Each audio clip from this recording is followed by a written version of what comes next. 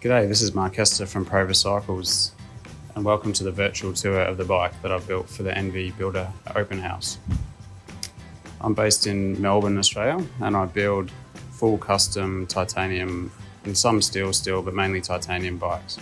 The bike that we're going to be having a look through today is the Speciale. It's a road disc model. It's made of titanium and carbon fibre, and like all the bikes that I build, it's full custom geometry and tubing. If we start at the front, we can see this bike is featuring the new ENVE integrated cockpit. It's made up of a custom-made bar stem combo, a new fork featuring internal hose routing up through the steerer and clearance of 35mm tyres, and a special headset. The way that I've integrated this new ENVE cockpit into my frame is a little bit different. So I've designed an additively manufactured headset cup at the top, which is post-machined for the bearing race, and then radially welded to a CNC machined lower section.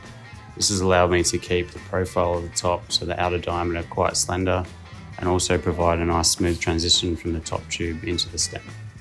Moving through to the rest of the bike, like all of my titanium frames, the front end features custom butted down tube. The down tube is selected based on the size of the bike and how the bike needs to feel. The top tube is butted and then custom ovalized. Moving a little bit further on, you'll notice that this bike features a one-piece carbon ISP. This carbon ISP is made in-house as well, and it's mainly unidirectional carbon fibre.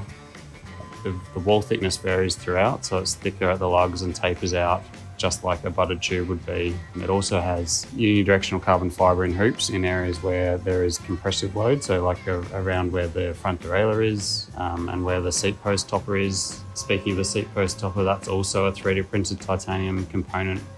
Incorporates the newer version of the ENVE internal clamp system.